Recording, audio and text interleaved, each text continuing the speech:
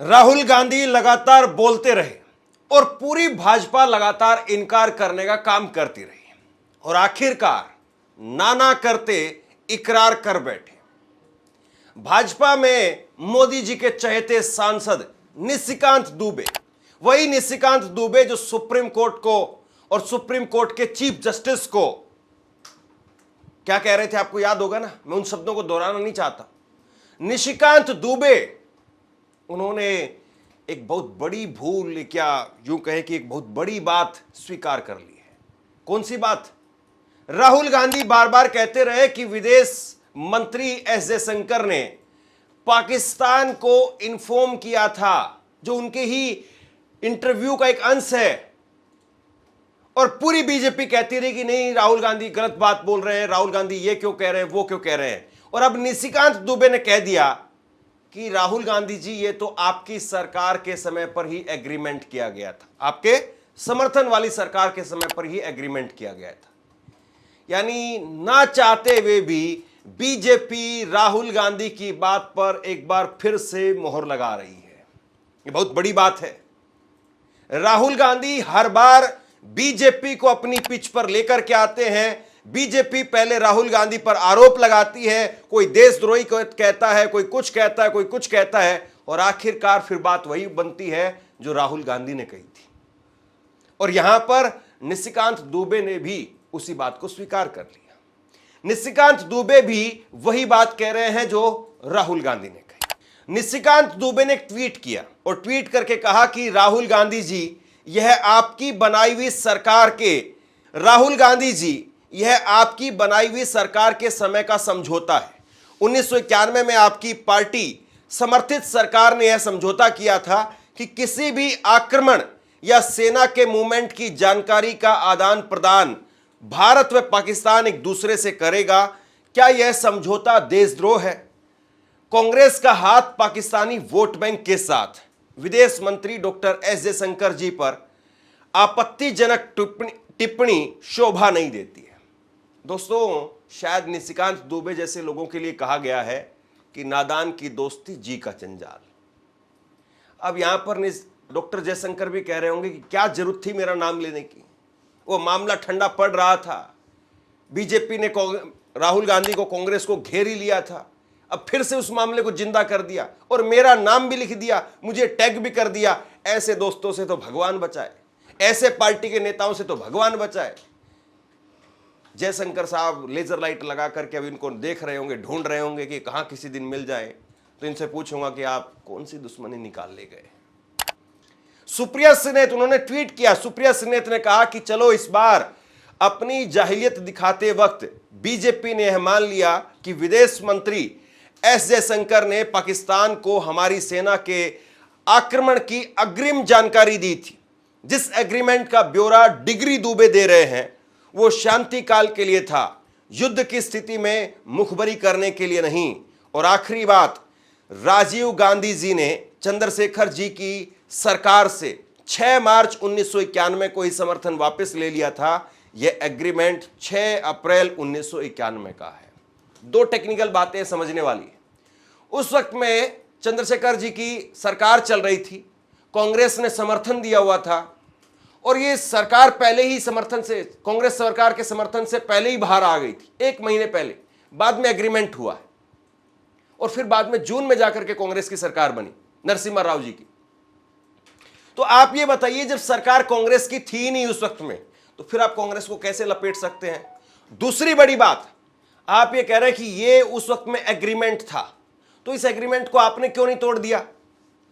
अगर उस वक्त में किसी सरकार ने एग्रीमेंट किया कि हम दोनों देश आपस में एक दूसरे के साथ में सूचनाएं आदान प्रदान करेंगे, अगर कोई भी मिलिट्री का मूवमेंट होता है या एक दूसरे पर अटैक करेंगे तो हम बताएंगे एक दूसरे को पहले, तो इस एग्रीमेंट को आप तोड़ देते।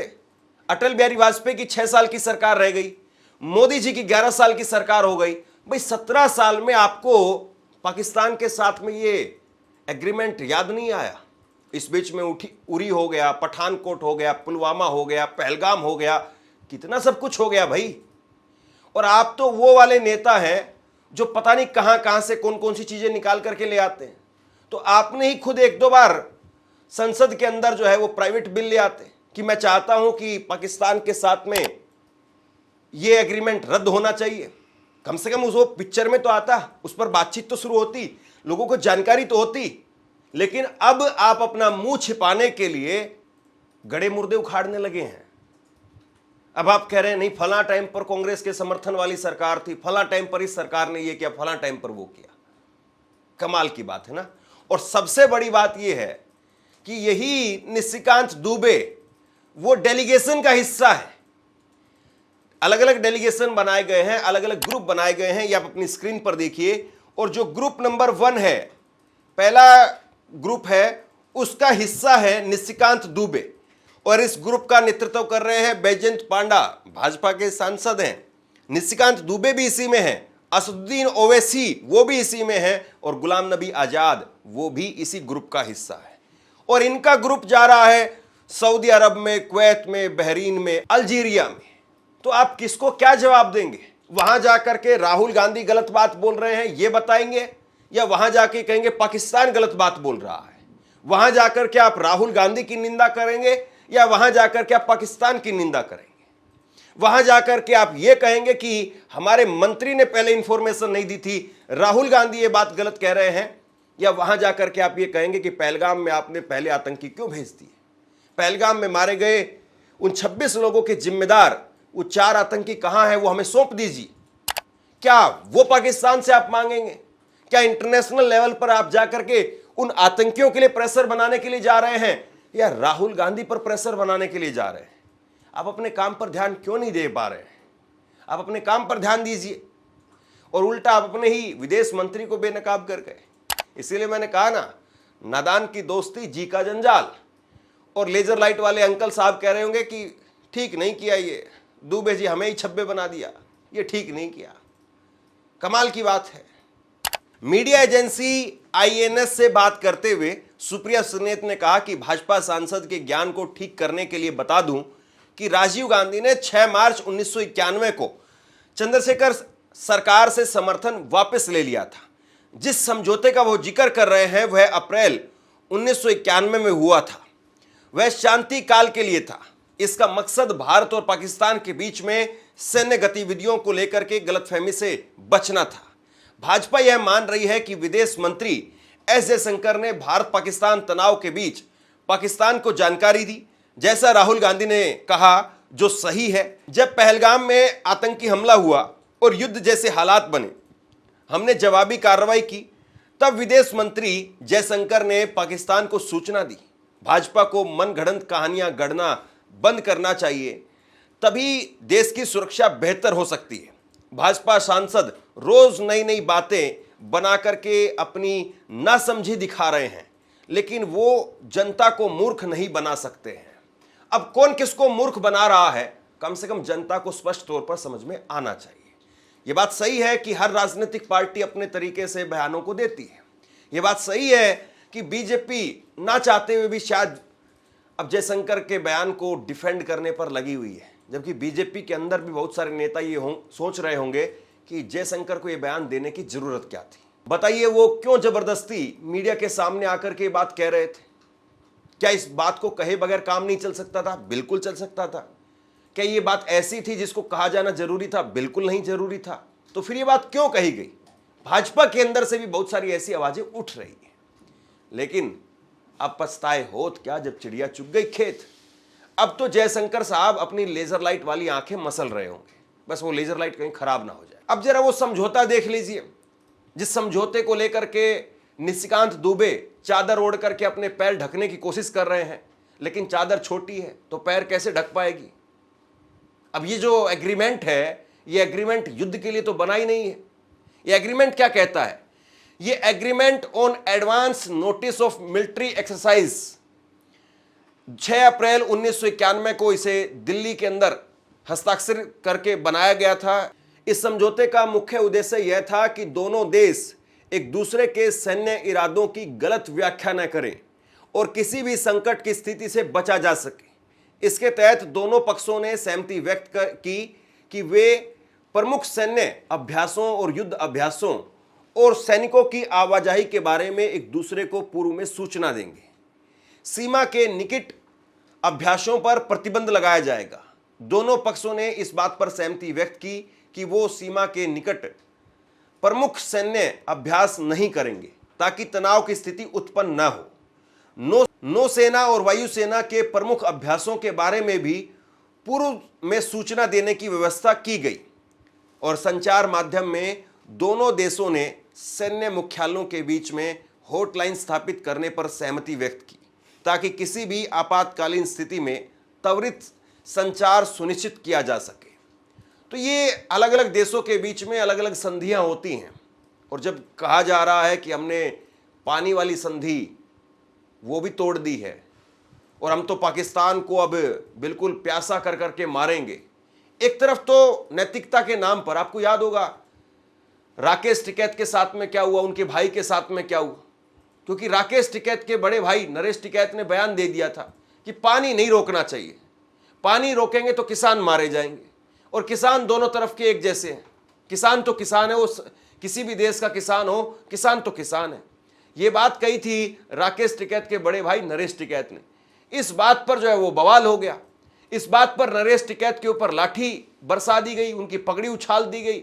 पुलिस ने कहा कि उनकी पगड़ी नहीं उछाली है, उनके ऊपर कोई हमला नहीं हुआ है। बाद में एक आदमी ने आकर के कबूल किया कि नहीं, मैंने उनके ऊपर पगड़ी के ऊपर लाठी मारी थी।